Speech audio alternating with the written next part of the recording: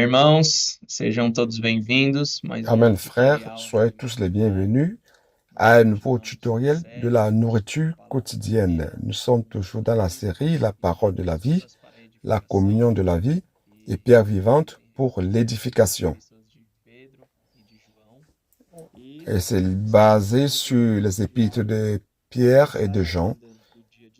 Nous étudions la nourriture quotidienne qui a pour titre « Hâter le jour de l'avènement du Seigneur ».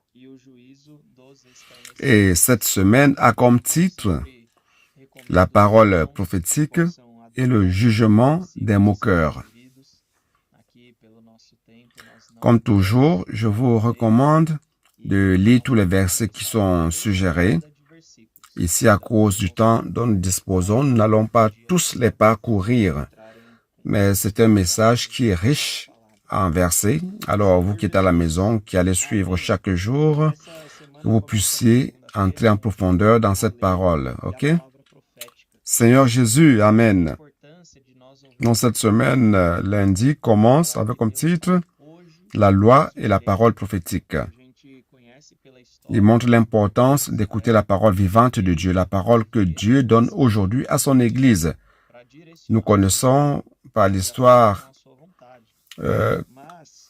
du peuple d'Israël que la loi a été établie par Dieu pour conduire son peuple selon sa volonté. Mais ici, lundi, nous allons voir un peu plus certaines situations qui se sont produites à l'époque où Christ avait établi l'Église à Jérusalem. Dont les versets de ce jour vont montrer, à partir de ce moment-là, certaines situations qui se sont produites jusqu'à ce que l'Église est entrée en dégradation. Et après, parfois c'est étrange de dire cela, mais la loi était l'une des lois qui a fait en sorte que l'Église se refroidisse. C'est pas que la loi était mauvaise, mais en fait, quand Christ était venu, la loi n'était plus apte à conduire le peuple de Dieu. Quand Christ est venu, il a complété son œuvre, il a établi l'Église, et à partir de là, il a établi les apôtres aussi, qui étaient les personnes qui parlaient la parole vivante de Dieu à son Église. Ce n'est pas que la loi n'était pas bonne, mais la loi a servi jusqu'à ce point-là. Et à partir du moment où Jésus a terminé son œuvre et a établi l'Église, Dieu utilisait ses apôtres pour apporter sa parole vivante. Et nous allons voir tout cela. Nous allons voir que le Seigneur a établi l'Église à Jérusalem, qui a commencé de manière saine. Nous voyons cela dans Actes 2, à partir du verset 42, où nous voyons la vie qu'ils avaient, les miracles qui se produisaient, tout cela parce qu'ils persévéraient dans l'enseignement des apôtres, et qui est la parole prophétique. Et à partir de là, le Seigneur avançait, a conquis les églises, a établi les églises parmi les gentils. Il y a eu Saul et Barnabas aussi qui ont été utilisés pour établir les églises. Ils ont voyagé, ils sont allés à Antioche. Mais à un moment, lorsqu'ils sont retournés à Jérusalem, ils ont trouvé une situation de mélange de la loi à la foi, à ce que Christ avait établi. Donc, la foi avec le judaïsme était quelque chose qui découle du mélange. Et c'est devenu une pratique commune à Jérusalem. Donc, cela sert d'avertissement pour nous. Donc, nous ne suivons pas la loi.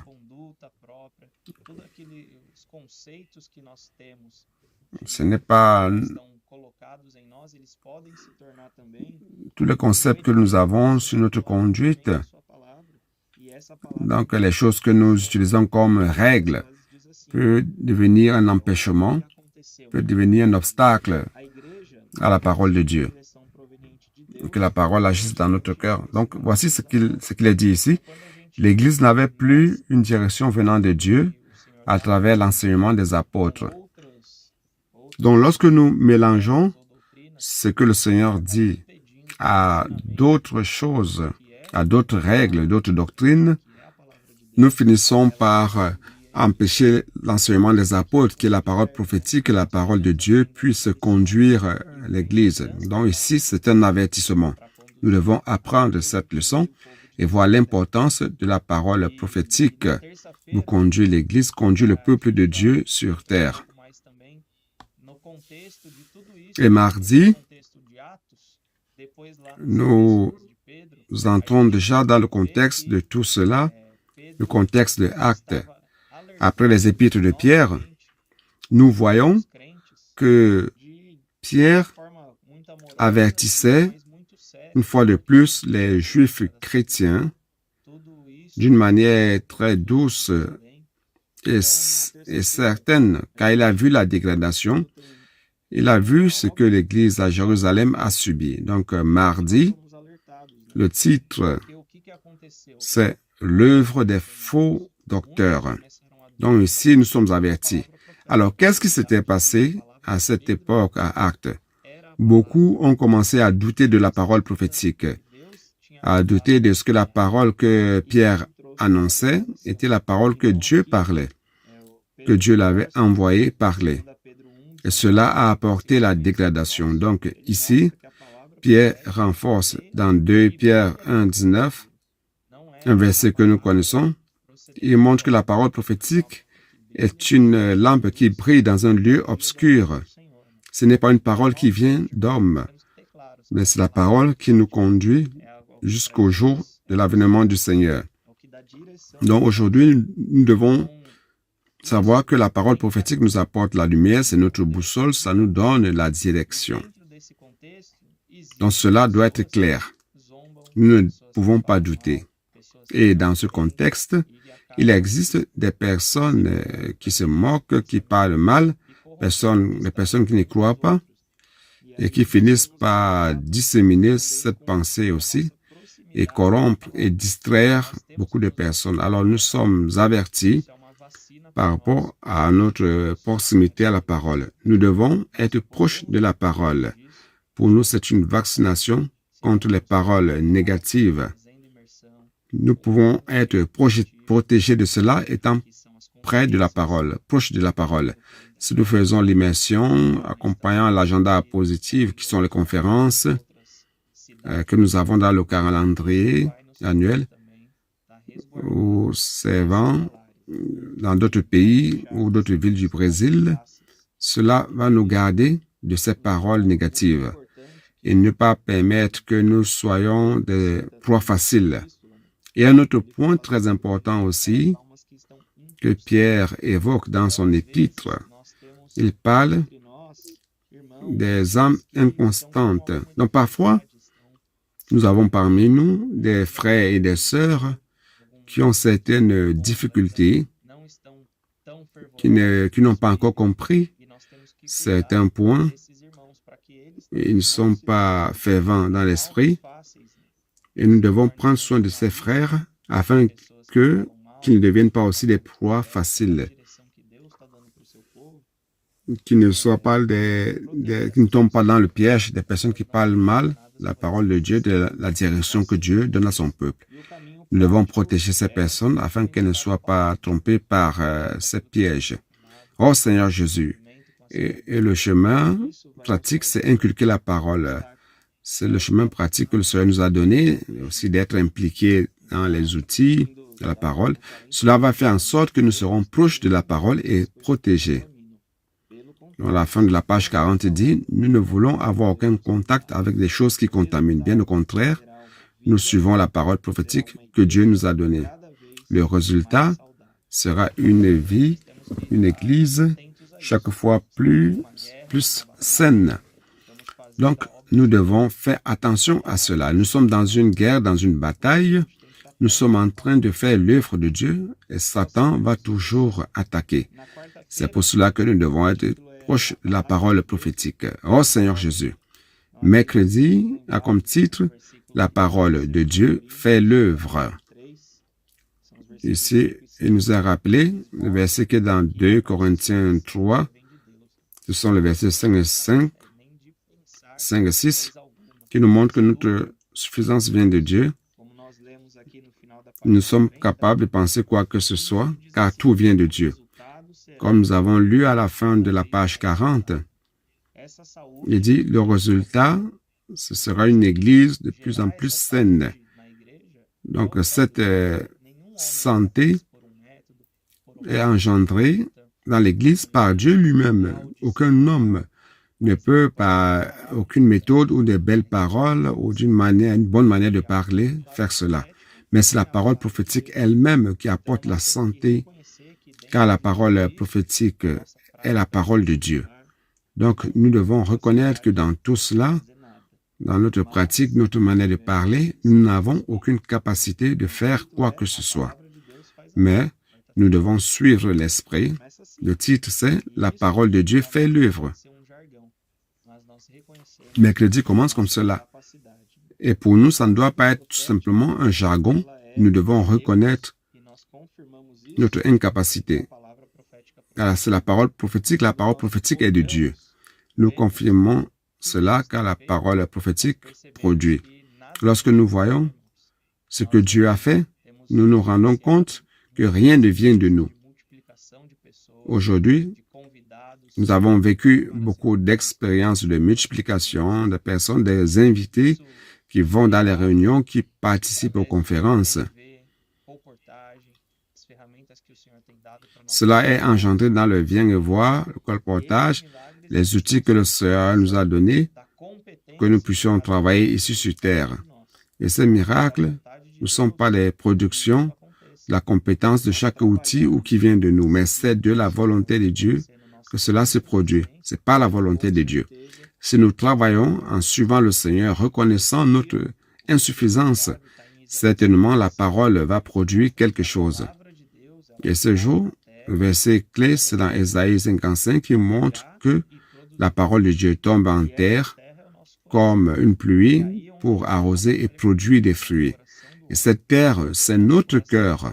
C'est là où se passe la bataille de l'ennemi qui veut ravir le cœur de l'homme. Parce que lorsque nous recevons la parole de Dieu de manière adéquate, ça produit quelque chose en nous. Oh Seigneur Jésus, Dieu fera toujours son œuvre à travers sa parole. Le frère Pedro, ici dans le texte, nous montre cela de manière claire. Pourquoi? Parce que les moqueurs vont toujours attaquer la parole de Dieu. Et de l'autre côté, ils vont chercher par leur propre force, leur propre capacité à faire son œuvre, à faire leur propre œuvre en fait.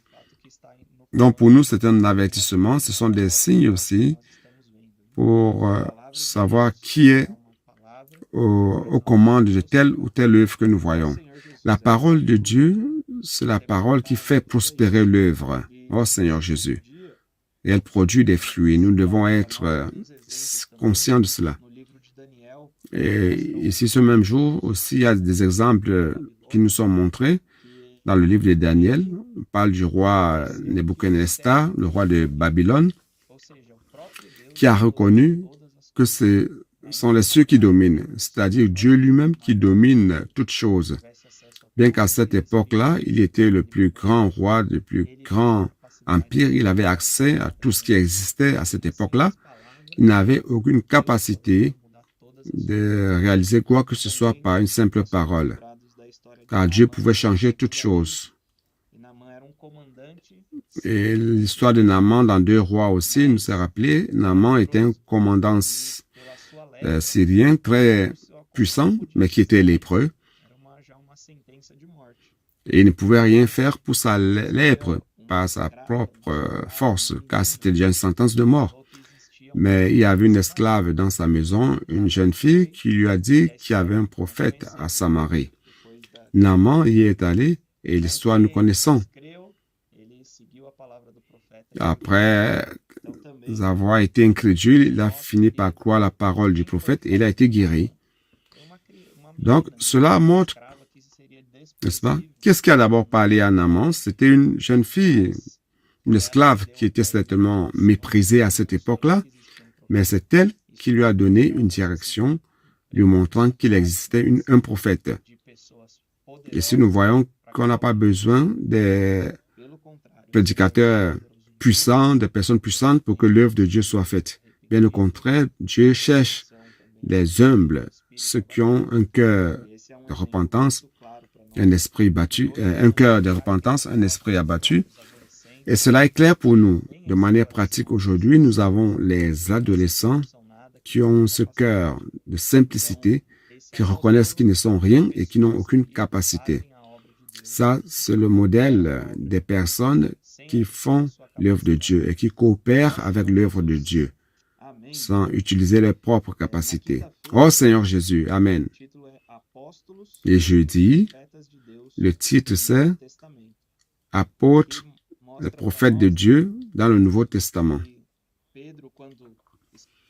Il nous montre que lorsque Pierre avait écrit ses épîtres, il voulait apporter la lumière à ceux qui écoutaient ces paroles.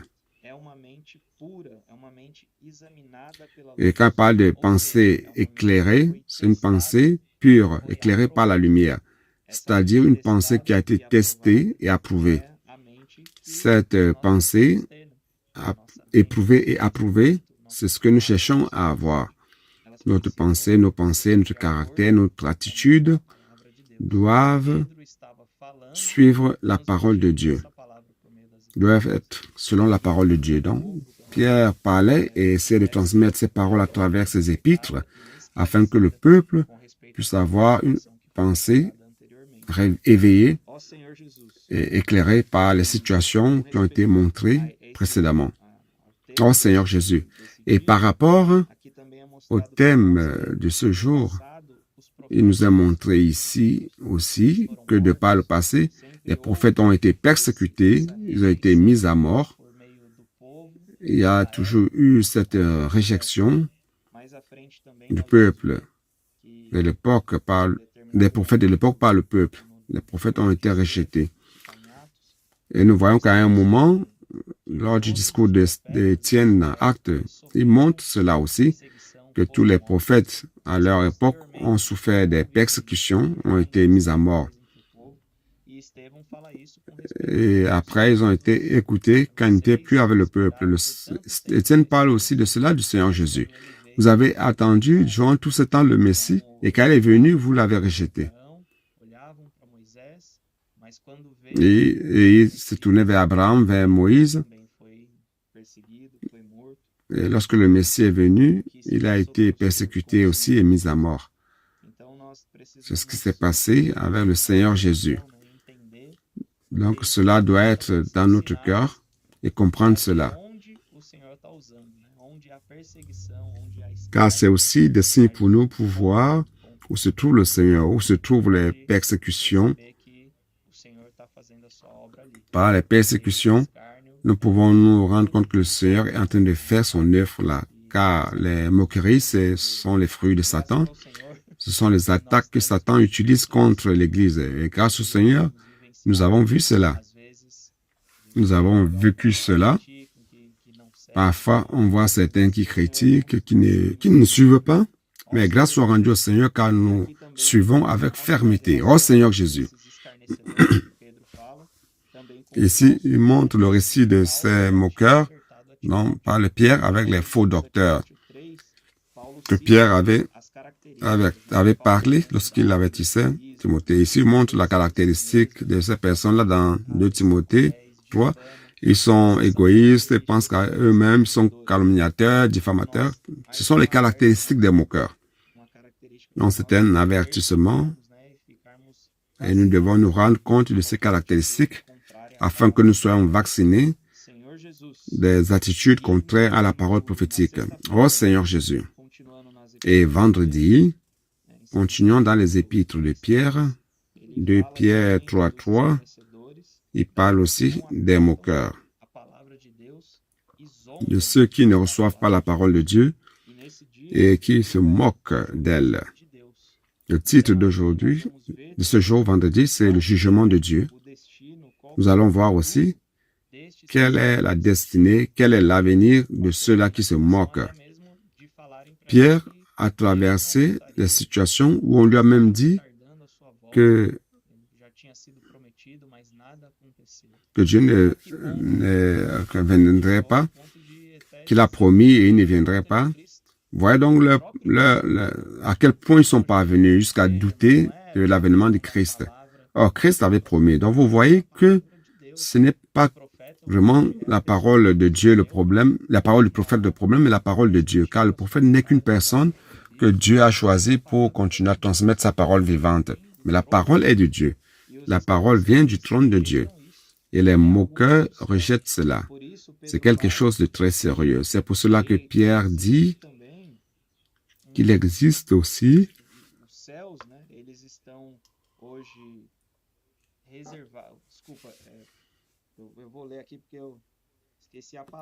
pardon, je vais lire car j'ai oublié le terme exact, mais il dit ceci: tandis que par la même parole, les cieux et la terre d'à présent sont gardés et réservés pour le feu. Dans le terme, c'est réservé pour le feu, pour le jour du jugement et de la ruine des hommes impies. Donc, aujourd'hui, le Seigneur est en train d'accomplir son œuvre, mais au jour du jugement, il y aura une destruction. Et ici, il est clair, il dit destruction des hommes impies. Vous voyez comment c'est sérieux, le caractère de ces personnes, de ces moqueurs. Cela va les amener à une destruction.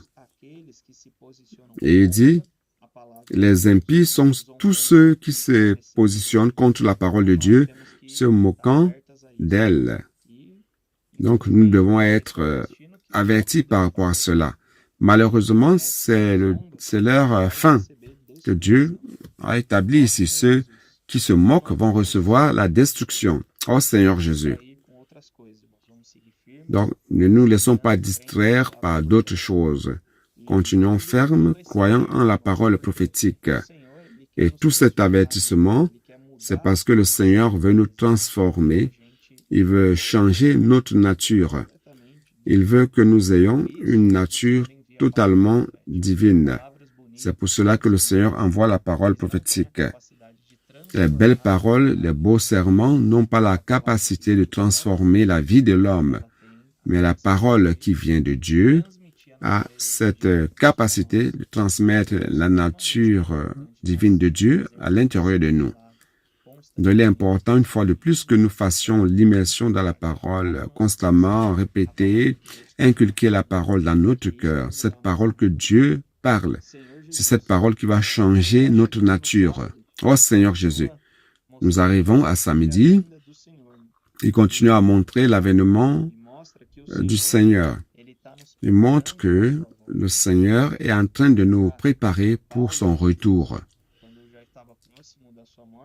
Lorsque Paul était proche de sa mort, il a dit, « Je ne considère plus ma vie comme précieuse, pourvu que je complète ce que le Seigneur m'a donné de faire. » Donc ça doit être aussi notre attitude. Ce que le Seigneur a mis entre nos mains aujourd'hui, c'est ce que nous devons faire avancer. Nous devons l'exécuter sans regarder à nous-mêmes, à nos difficultés, car le Seigneur va prendre soin de cela. Quant à nous, nous devons prendre soin de ce qui est du Seigneur, car il nous prépare pour son retour. Et nous voulons régner avec lui, n'est-ce pas? C'est ça notre volonté. Ici, il y a un point qui m'a beaucoup touché, qui a attiré beaucoup mon attention. C'est que nous, aujourd'hui, nous sommes en train de servir et le Seigneur doit nous trouver en train de servir. Il ne s'agit pas de servir, qui va nous amener vers un état plus élevé, un niveau plus élevé. Et par rapport à mon état, je serai enlevé ou non. Mais en fait, le Seigneur veut nous trouver tout simplement en train de servir. La parole qui est dans Matthieu 24, versets 42 à 44, montre... La parabole, c'est dans le verset 45 à 51. C'est la parabole qui parle des serviteurs fidèles et prudents à qui le Seigneur a confié ses biens. Qu'est-ce qu'il dit à la fin de la parabole? Il dit, heureux ce serviteur, lorsque le Seigneur reviendra, le trouvera faisant ainsi. Donc, pour nous, c'est une sécurité, la pratique de la parole. Pourquoi? Parce que nous pratiquons avec un cœur pur, permettant au Seigneur de transformer notre nature. Alors, la chance d'être enlevé lorsque le Seigneur reviendra est très grande, car il va nous trouver en train de faire ainsi. Donc, pour faire une relation, c'est différent de quelqu'un qui pense qu'il est capable, qui a fait beaucoup de choses, et avec cela, il pense qu'il est arrivé à un bon niveau pour être enlevé, et il arrête de travailler. Non, il ne s'agit pas de cela. Ici, il parle du serviteur que le Seigneur, lorsqu'il reviendra, trouvera en train de faire ainsi. Et de l'autre côté, les moqueurs ne sont pas en train de faire l'œuvre de Dieu. Bien au contraire, ils sont en train de se moquer, de critiquer, de rire. Et nous savons qu'il y a un jugement qui leur est réservé. Oh Seigneur Jésus. Et dimanche, le titre, c'est le jugement final de Dieu. Ici, il montre un peu de ce qui arrivera au retour du Seigneur. Il montre le jugement des morts, le jugement des cieux et de la terre, la destruction de la mort et enfin la nouvelle Jérusalem. Mais il y a un autre point qui est très important que nous devons comprendre. Pierre montre qu'il existe un feu réservé pour la destruction. Pourquoi il parle de feu? Parce que le feu a la caractéristique de changer la nature des choses. Dans le passé, le Seigneur a jugé la terre par les eaux. Les eaux se sont élevées et tout a été détruit. Mais le feu a la capacité de changer la nature. Nous voyons l'or, par exemple, qui est impur. Lorsque vous le chauffez à une certaine température, vous parvenez à éliminer les impuretés pour qu'il devienne de l'or pur. Même pour le transformer, c'est facile parce qu'il devient liquide. Lorsque vous avez une barre dure, vous le mettez au feu, il devient liquide. Donc, il est important que nous comprenions cette nécessité de changement de notre nature par la parole prophétique. Car ce jour-là, au jour du jugement, la destruction qui viendra par le feu, c'est une destruction. En fait, c'est un feu qui va nous éprouver et qui va changer la nature de toutes choses. Donc, ceux qui seraient prêts par la nature divine, qui vont pratiquer la parole prophétique et qui seront trouvés en train de faire ainsi, seront sauvés. C'est-à-dire en train de servir, ils seront sauvés. Nous savons que ce sera la fin de tout. Nous allons aujourd'hui travailler, persévérer dans l'enseignement des apôtres, dans la parole prophétique, croyant, pratiquant avec joie et reconnaissant que nous n'avons aucune capacité en nous. C'est ainsi que le Seigneur va terminer son œuvre et ce jour où il va éprouver toutes choses, que nous soyons approuvés. Donc, je vous encourage, chers frères, à persévérer de cette manière dans la lecture de la nourriture quotidienne. Suivez de près la transmission de l'Institut Vie pour tous.